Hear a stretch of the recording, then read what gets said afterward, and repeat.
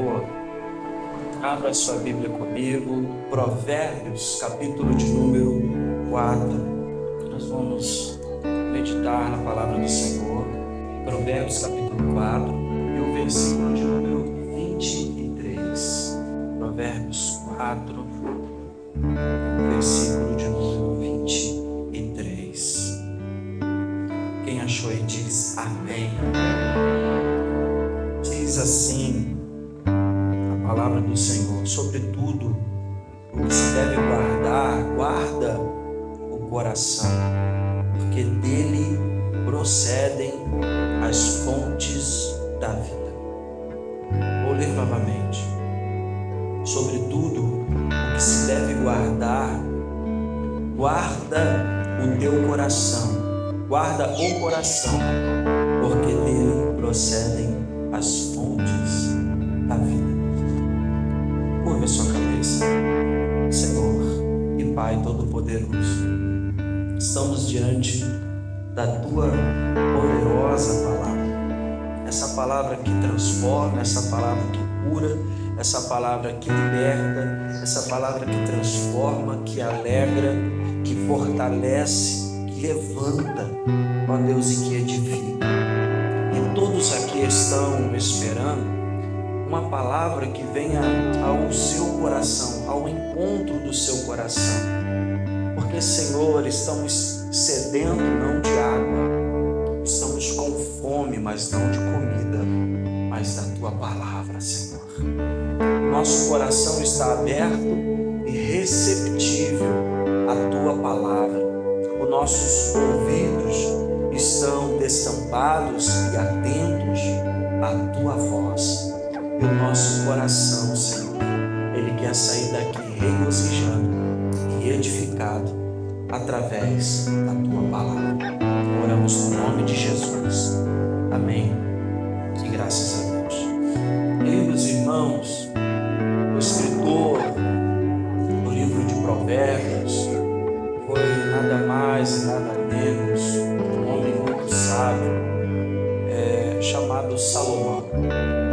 A maioria dos provérbios é intitulado a Salomão, e a gente conhece muito bem quem foi Salomão.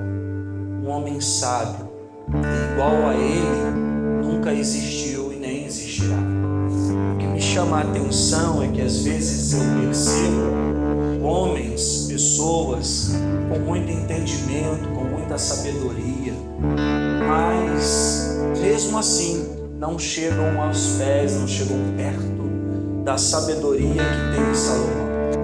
E este homem, ele escreve para nós neste capítulo de número 4, versículo de número 23, algo importantíssimo, porque ele diz: sobretudo o que se deve guardar, guarda o coração. Ou seja, ele não está dizendo para você guardar bens materiais. Ele não está dizendo para você guardar mágoa. Ele não está dizendo para você guardar rancor. Ele não está dizendo para você guardar coisas dessa terra. O que ele está dizendo para você guardar é o teu coração.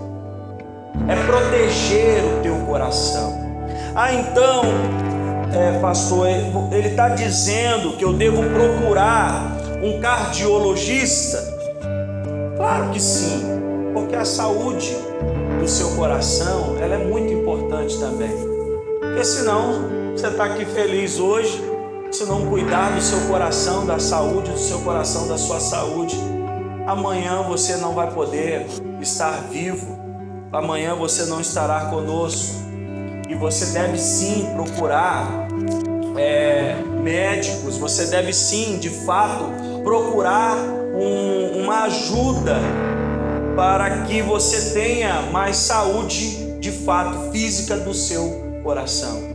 Mas quando ele escreve isso, ele não está dizendo da saúde do coração no quesito físico, da sua saúde do corpo, porque Aquele tempo, irmãos, eles tinham a ideia que a fonte dos pensamentos, a fonte da inteligência, a fonte do conhecimento estava no coração.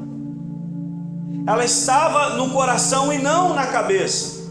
E quando a gente lê e a gente entende perfeitamente que quando devemos dizer assim, o meu coração está aflito, mas na verdade a sua cabeça que está passando por um turbilhão de pensamentos, mas você diz que é o coração, porque o coração simplesmente vai ser, de fato, aquilo que vai mostrar o que deve sair para a nossa vida. E nós precisamos, nos dias em que estamos vivendo, a cada momento que passa o tempo, saber o que estamos alimentando o nosso coração. Você já parou para pensar o que você assiste durante o seu dia? Você já parou para meditar o que você ouve durante o seu dia? Você já parou para analisar quais são as fontes que você está bebendo para que você venha se encher? Porque quando eu faço uma pesquisa no meu dia, quando eu começo a me policiar no que eu estou vendo, no que eu estou assistindo, sempre eu vou encontrar algo que eu preciso deixar de lado.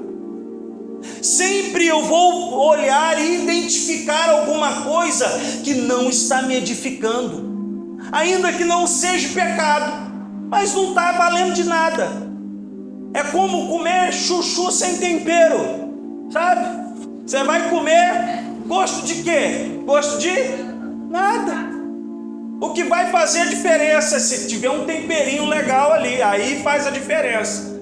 Mas existem coisas que a gente vai assistir que não vai te levar para o inferno, mas também não está te aproximando de Deus. Se não está me aproximando de Deus, por que está fazendo parte da minha vida? Se não me aproxima de Deus, por que eu ainda insisto? E sem contar que de fato existem coisas que vão nos levar ao inferno, que vão nos levar a um afastamento de Deus, a um entristecimento do Espírito Santo na nossa vida, porque nós estamos nos alimentando daquilo. E o autor Salomão, ele vai dizer, porque do seu coração, do coração, é que vai proceder a saída da vida. Irmãos, a gente precisa entender que esta parte de guardar o coração, ela está ligada ao que está dentro de nós. Ela está ligada ao que mexe comigo e com você. Porque existem muitas pessoas que estão vivendo vidas aonde o seu exterior é uma coisa, mas o interior é outra. E é muito fácil eu maquiar o exterior e estar com o meu coração longe do Senhor. É muito fácil eu ter uma aparência bonita, linda, perfeita, até mesmo admirável, mas o meu coração, ele não está de acordo com o meu exterior. Mas quando eu me preocupo com o inverso, quando eu me preocupo com o meu interior, o meu exterior, ele vai florescer aquilo que está dentro de mim. Porque quando eu maqueio a parte de fora e tampo a parte de dentro, eu consigo fazer isso com muita facilidade. Mas quando eu me preocupo com a parte de dentro, com o meu coração, não tem como segurar isso dentro de mim. As pessoas vão notar isso ainda que eu não fale. As pessoas vão ver ainda que eu não apareça. As pessoas vão comentar, ainda que eu não tenha nenhum momento de vanglória, nenhum momento de egocentrismo, de orgulho.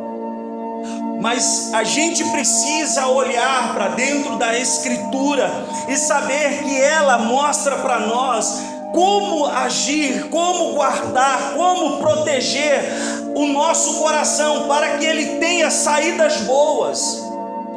Porque se tem entrada, ele vai ter saída. Guarde o teu coração, porque dele procede a saída da sua vida. A minha atitude é porque está vindo do meu coração. A gente sabe muito bem que a boca fala e o coração está cheio. O que sai da minha boca é o que está cheio, o meu coração. Se o meu coração estiver cheio de Deus, cheio de bênçãos, cheios da palavra, o que vai sair da minha boca?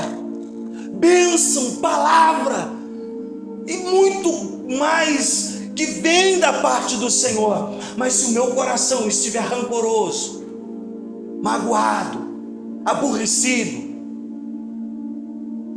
o que vai sair dos meus lábios é exatamente isso. Jesus vira para os fariseus e dizem para ele que eles são como um sepulcro caiado. Por fora são muito bonitos, mas por dentro são feios.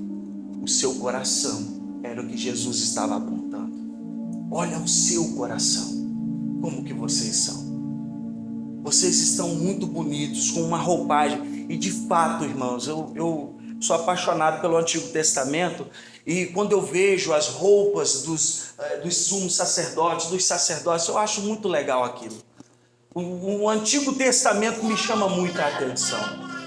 E de fato eles se vestiam muito bem. Eles se destacavam muito fácil no meio da sociedade pelas suas vestes. Eles conheciam, eram conhecidos de longe. Um sacerdote, um sumo sacerdote, pelas suas vestes. Mas quando olhavam, quando era para se olhar para dentro do seu coração, o que estava por fora não era a mesma coisa que estava por dentro. E a orientação da palavra de Deus não é se preocupar com fora, é se preocupar com dentro. Porque quando eu me preocupo com dentro, o lado de fora vai sair tudo correto. Mas agora quando eu me preocupo pelo lado de fora, pelas coisas ao meu redor, o que vão pensar, o que vão falar, mas eu não me preocupo com o que está dentro do meu coração. Eu não me preocupo com que tipo de sentimento que está habitando dentro de mim. As coisas vão ser difíceis no nosso caminhar. A gente olha para dentro da Bíblia quando Davi é escolhido. Samuel chega diante da casa de Jessé e fala assim: olha, eu quero ver os seus filhos. O que Jessé faz? Pega o mais forte, o mais bonito e coloca na frente e fala assim: tá aí o meu filho. Samuel, a princípio, olhou e disse assim: é esse que Deus vai ungir, porque ele é forte, ele é grande.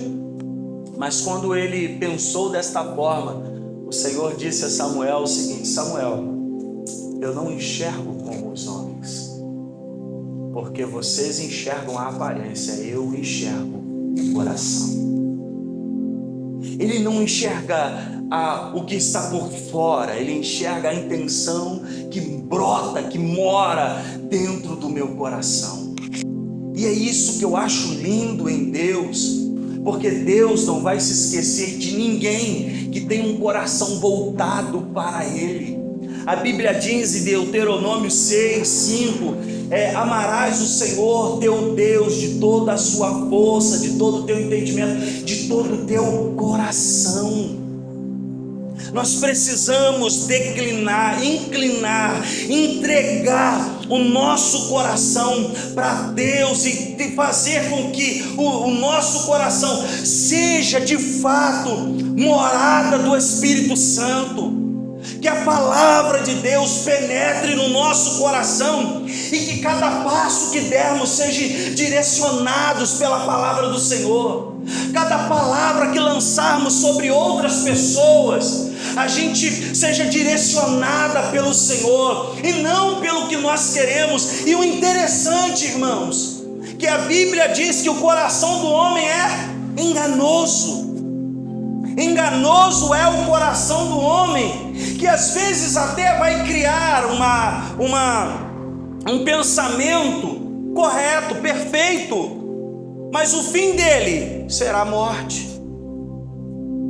Às vezes ele vai criar até uma forma correta, mas o coração do homem é enganoso, e o fim dele pode gerar não vida, mas gerar a morte.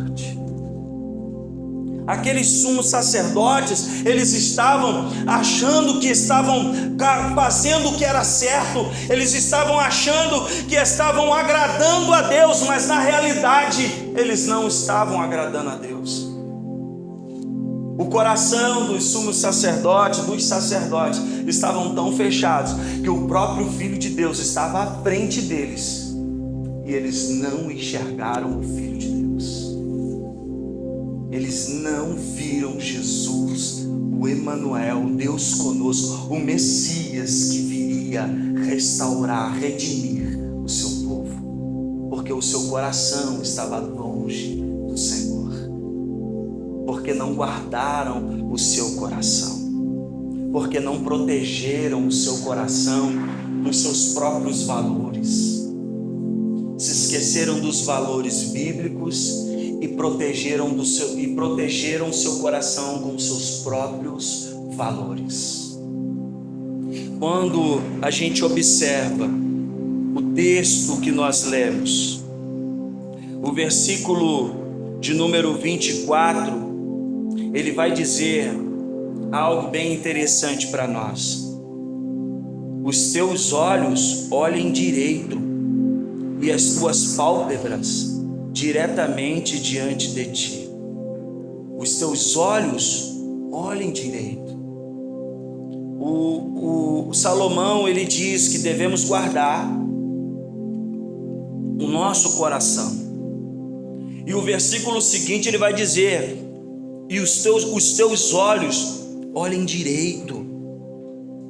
Esteja voltado para aquilo que vai trazer edificação para a sua vida. É olhar para aquilo que vai trazer a sua aproximação de Deus. Não é perder a sua visão diante do que está acontecendo.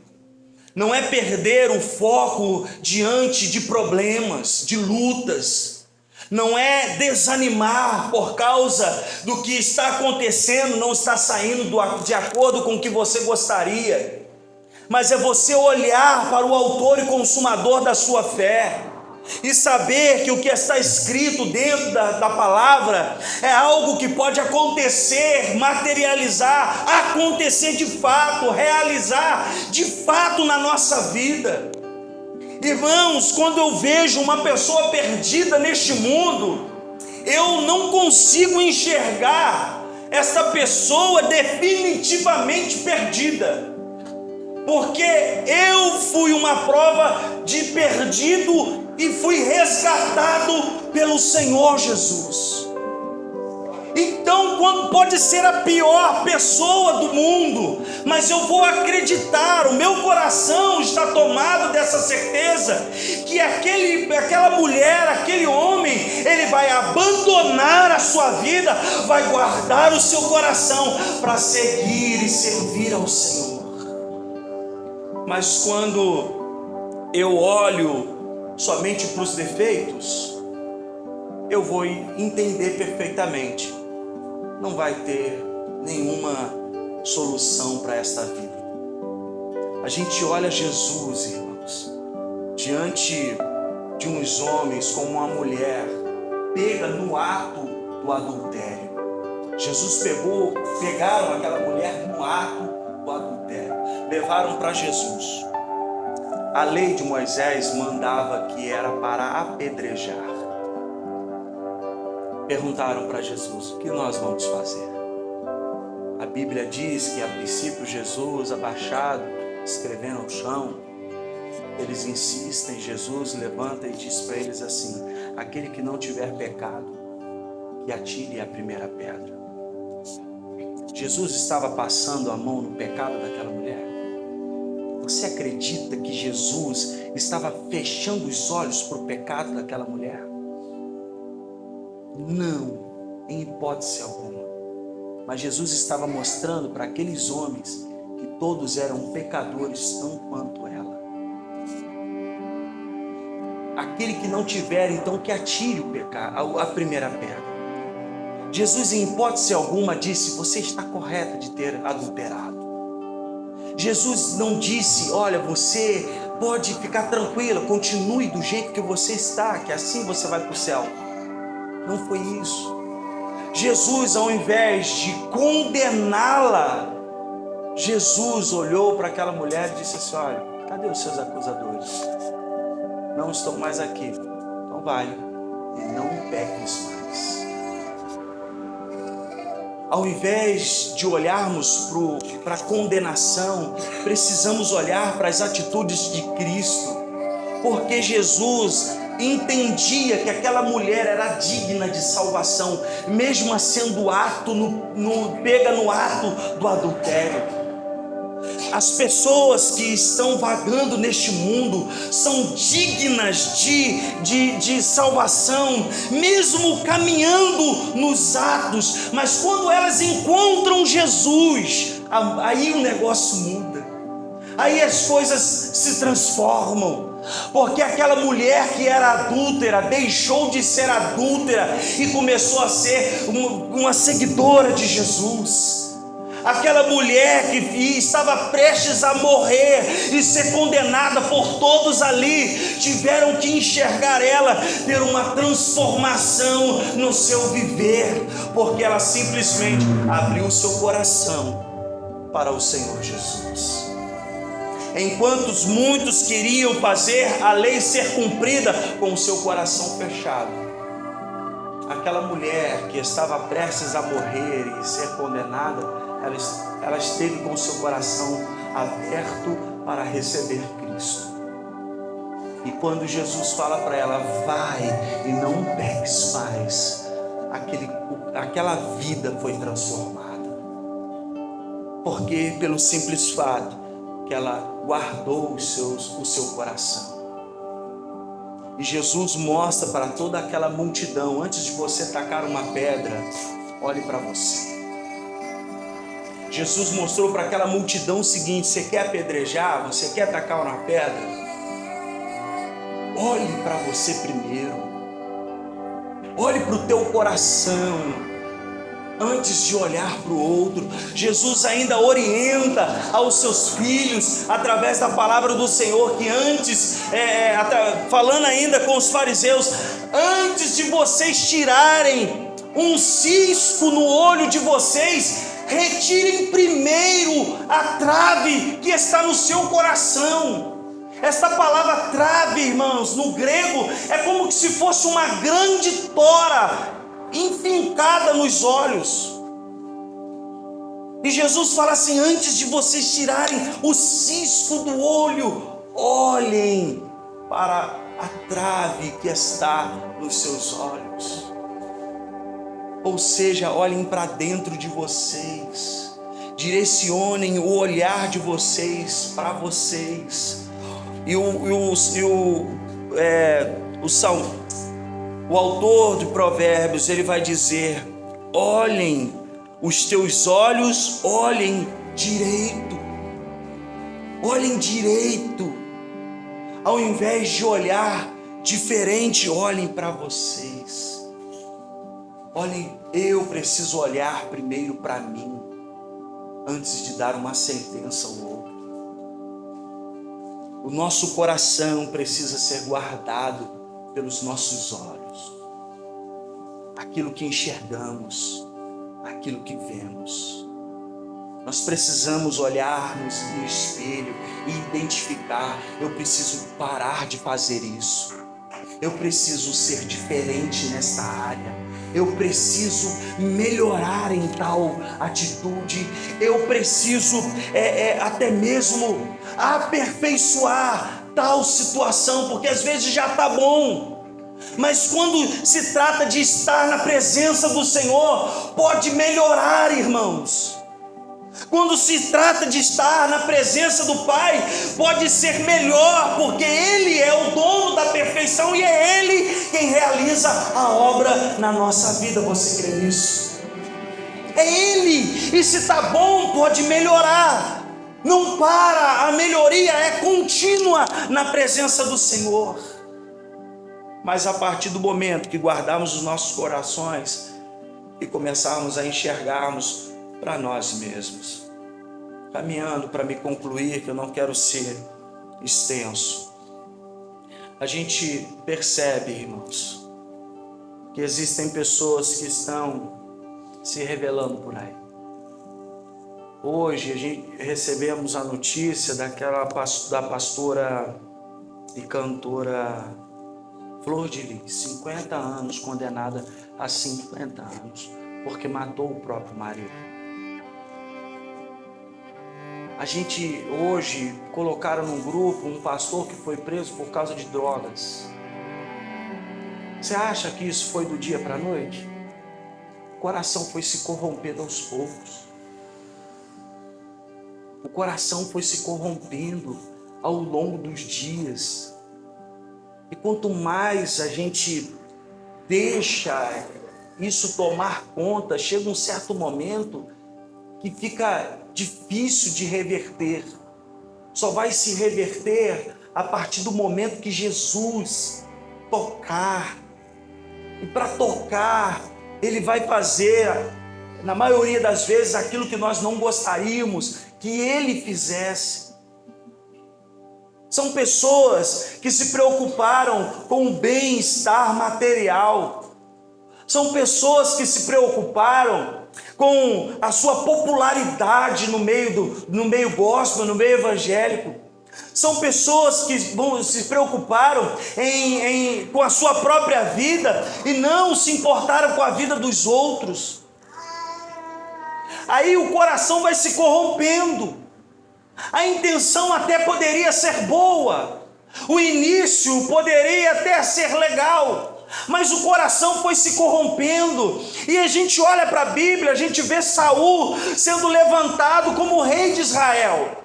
Saul foi o primeiro rei de Israel, começou muito bem, vencendo muitas batalhas, mas com o decorrer do tempo o seu coração foi se corrompendo. E ele começou a ficar preocupado com aqueles que estavam ao seu redor. Ao invés de estar preocupado em agradar a Deus, ele estava preocupado com aqueles que estavam ao seu redor. Até que ele chega a um certo momento que ele ia para a batalha. O povo de Israel já estava aguardando Samuel para sacrificar, porque eles não saíam para guerrear antes de sacrificar ao Senhor. Só que Samuel se demorou um pouquinho. Os soldados, aqueles que estavam ali para guerrear, já estavam ficando cansados e falaram: vou voltar para minha casa. Aí Saul disse o seguinte: não, peraí, eu vou sacrificar aqui, para vocês não irem embora. Quando ele termina o sacrifício, Samuel chegou. O que você fez? Não, o povo estava indo embora, estava se dispersando, e para não dispersar, eu sacrifiquei o Senhor. A ideia era ruim? A ideia era boa, mas da forma errada.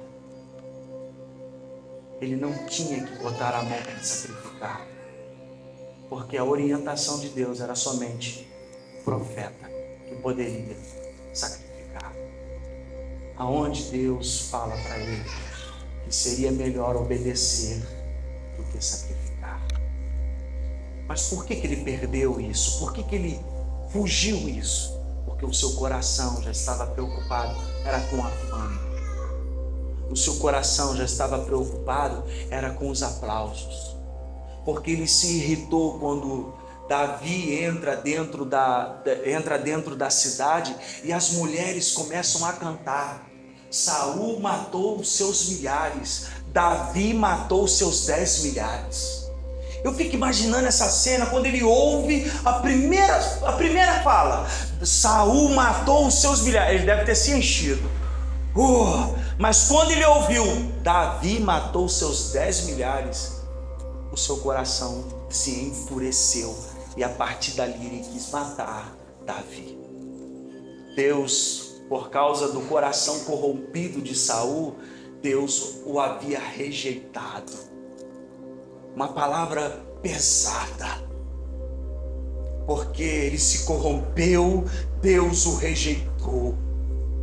Poucas as vezes você vai ver isso na Bíblia, que Deus rejeitou, porque Deus, Ele é amor, Ele quer trazer, Ele quer apacentar, Ele quer cuidar, mas como na situação de Saul, a Bíblia diz que Deus o rejeitou, e a presença do Espírito que havia sobre a vida dele foi retirada, porque o seu coração estava corrompido.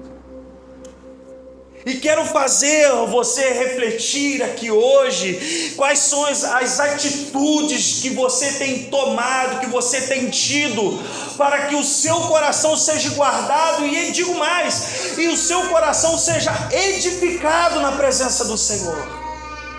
Reflita as suas atitudes, se de fato tem sido uma atitude onde os seus olhos têm olhado primeiro para você, e depois olhar ao redor, ou se você primeiro tem olhado ao redor e tem se esquecido de olhar para você, para si mesmo. Quais são as atitudes que têm saído do seu coração? Quais são as atitudes que têm florescido na sua vida? Quais são as coisas que têm brotado de você, de dentro de você, para outras pessoas?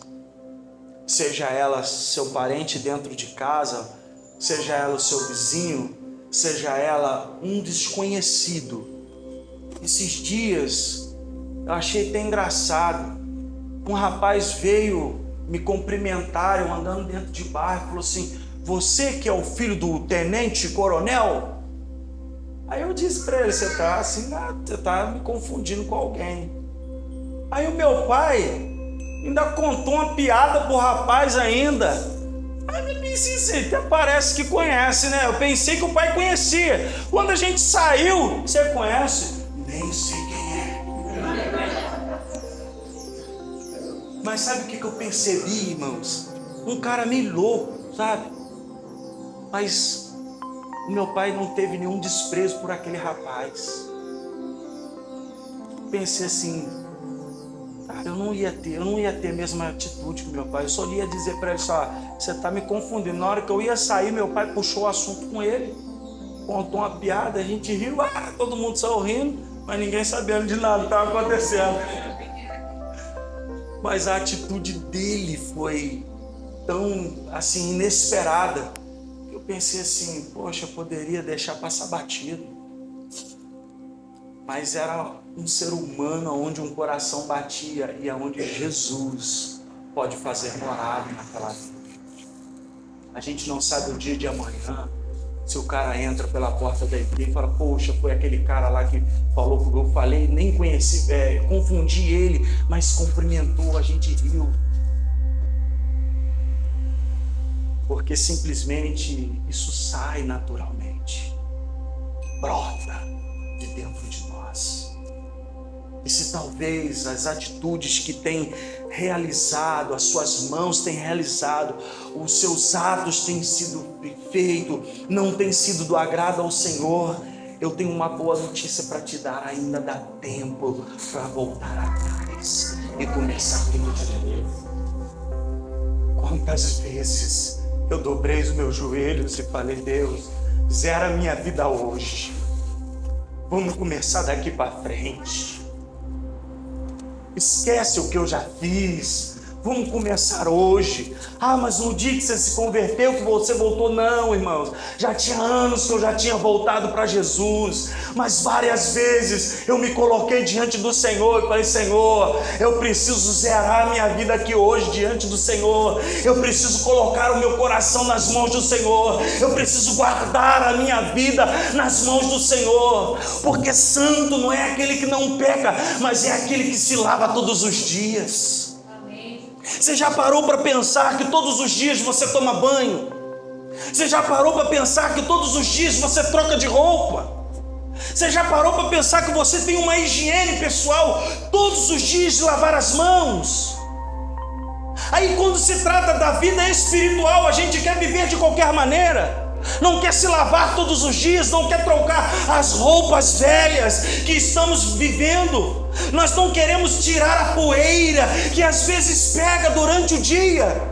Nós precisamos lavar-nos todos os dias, mas não na água do chuveiro e nem tampouco da torneira do tanque, é no sangue do Cordeiro de Deus. É no sangue do Cordeiro de Deus que lava as nossas vestiduras e as torna mais brancas do que a neve.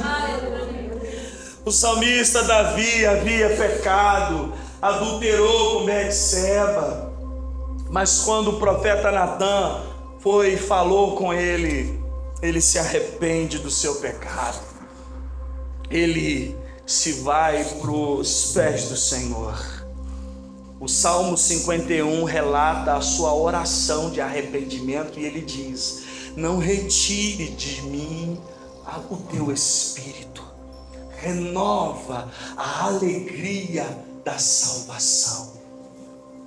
Ele se lança nas mãos do Senhor, mesmo depois de ter pecado, ele se dobra diante de Deus, se arrepende do mal que fez, e Deus ainda o considera um homem segundo o seu coração. Eu fico imaginando um cara que matou um monte de homem no meio das guerras, matou muito, um homem que pecou, adulterou, um homem que colocou à frente da batalha o seu próprio parceiro de guerra para simplesmente ficar com a sua esposa. Aí a gente vai olhar para a Bíblia e a Bíblia vai dizer o seguinte: ele era um homem segundo o coração de Deus. Então, para ser um homem segundo o coração de Deus, eu tenho que fazer tudo errado? Em hipótese alguma. Mas para ser segundo o coração de Deus, é se arrepender do seu pecado, abandonar e voltar-se para Ele, limpar o seu coração da sujeira que entrou, e a partir daquele momento só entrar coisas boas que edificam, que fortalecem e que capacitam você a chegar na eternidade com Jesus. Convido você neste momento, por gentileza, a se colocar de pé, por favor.